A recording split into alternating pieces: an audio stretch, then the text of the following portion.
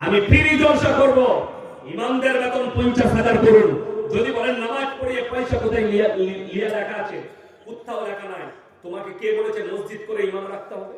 আমাকে দেখিয়ে দাও কোরআন হাদিস থেকে কোন মৌলবী মুফতি যদি দেখিয়ে দেয়, আমি জীবনে আর বক্তব্য তোমরা নিয়ে এসো এক্ষুনি হাদিসটা। কোন বাপের কন্ট্যাক্ট করে জলসা করতে আসা কোরআনের কোন জায়গায় আছে? আচ্ছা, আগে আমি উত্তর চাই। স্কুলে পড়িয়ে বেতন নিতে হবে, এটা কোরআন হাদিসে কোথায় আছে? কথাটা বুঝতে পারেননি? কোন মাস্টারকে ফোন করে জিজ্ঞেস করেছেন? আচ্ছা, ডাক্তাররা সেবা করে না করে না? কথা বলে না? 80,000 1 লাখ টাকা বেতন। তুমি ডাক্তারকে কোনদিন এই প্রশ্ন করেছো যে আপনি সেবা করছেন না, বেতন কি করতে দিচ্ছেন? কথাটা বুঝতে পেরেছেন না পারেন? আমি বর্ধমান জেলা থেকে আসছি, আমি হেঁটে এসছি না গাড়িতে? আমার মাদ্রাসা আছে, আমি যদি বাসে ট্রেনে আসি মাদ্রাসা ধরতে পারবো না। ছেলেদের একটা হক আছে তাদের ক্লাস করা। দ্বিতীয় নম্বর, আপনাদের মুর্শিদাবাদের কথা বলছি। তুমি এই প্রশ্ন করেছো, তোমাকে উত্তর দিয়ে যাচ্ছি। তুমি জানো বক্তাদের সঙ্গে কত বেঈমানি করে?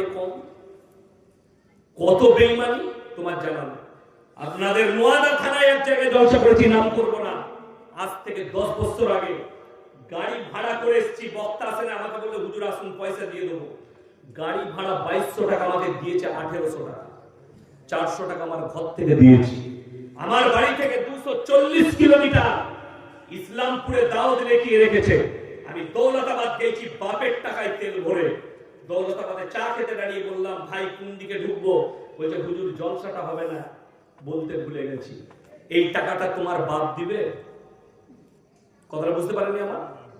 এই টাকাটা তোমার বাপ দিবে? তোমাদের মুর্শিদাবাদে আজ থেকে 20 বছর আগে মৌলভী শওকত সাহেবকে খামের ভেতরে 400 টাকা ভরে 10 টাকার নোট দিয়ে দিয়েছিল, যে কোনদিন গুনে টাকা লাই না। এত বড় নেমো খারাপ বক্তাদিকে টাকা দিয়ে তোমরা শিখিয়েছো। মালদা উত্তর দক্ষিণ দিনাজপুরে বড় মাদ্রাসা জলসা থেকে স্টেজে নেমেছি 2 ঘন্টা বয়ান করে। কমিটির লোক টাকা করে নাই, বিনা টাকায় বাপের তেল ভরে ঘর এসেছি। 700 কিলোমিটার রাস্তা, আজও তারা টাকা দেয়নি। তুমি দেখবে, চলো দেখিয়ে দিচ্ছি। আমি 1 টাকা নেবো না কন্ট্যাক্ট করে। তুমি এই প্রশ্ন করেছো তোমার ইমামকে ক টাকা বেতন দাও? তোমাকে প্রশ্ন করছি, তোমার ইমামকে কত বেতন দাও? তুমি তোমার টিউশন মাস্টারকে বলতে পেরেছো যে আমার ছেলেকে অঙ্কটা পড়িয়ে দিবে, বেতন কেন লাগবে? সমাজের সেবা করছো। কথাটা বুঝতে পেরেছে না পারেন? লেখে নিয়ে যান। পৃথিবীতে এই ব্রেনটা ছাড়া সব কিনা। কোরআন শরীফটা আপনি বিনা পয়সায় পান না, কিনতে হয় পয়সা দিয়ে। কথা বলে না? তো যে বিক্রি করছে তাকে বলতে পারো না আল্লাহর কালাম বেচছো কেন? কথাটা বুঝতে পেরেছেন না পারেননি? তুমি বেচে পয়সা কামাচ্ছ কেন? হারাম। শুনেলেন হযরতে উমরে ফারুক রাদিয়াল্লাহু তাআলা আনহু সকালবেলায় উঠে আমিরুল মুমিনিন হলে সব নিজের ব্যবসার জিনিস নিয়ে বেরিয়ে যাচ্ছেন, সাহাবীরা আটকে দিল। আপনি যদি ব্যবসায় চলে যান, আমাদেরকে দিন শিক্ষা কে দিবেন? হযরতে উমর বললেন আমার সংসার আছে কিভাবে চলবে আমি যদি ব্যবসা না করি? তারা বলল আপনাকে বাইতুল মাল থেকে বেতন দেওয়া হবে, আপনার হাদিয়া দেওয়া হবে। হযরতে উমর ফারুক রাদিয়াল্লাহু তাআলা বললেন তাইলে অসুবিধা নেই, আমি তোমাদেরকে দিন শিক্ষা দেব। হযরতে উমর দিন শিক্ষা দিতে লাগলেন, আর বাইতুল মাল থেকে তিনাকে হাদিয়া দেওয়া হলো। বেতন সেই দিন থেকে স্টার্ট হয়েছে। দুঃখ লাগে, বেদনা লাগে।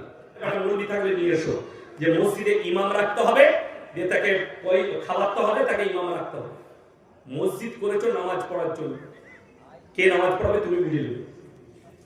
আচ্ছা, মাদ্রাসায় তালিম ইলমিরা পড়ছে না পড়েনি? আচ্ছা, এটা দিনী শিক্ষা অর্জন করছে না করেনি? করছে তো। কেউ বাপের বেটা আছো এই মাদ্রাসায় 1 বছর ফ্রি এনে খাইয়ে দিবে ছেলেদিকে বলে দেখি। যে প্রশ্ন করেছে তাকে উত্তর প্রশ্ন করছি আমি।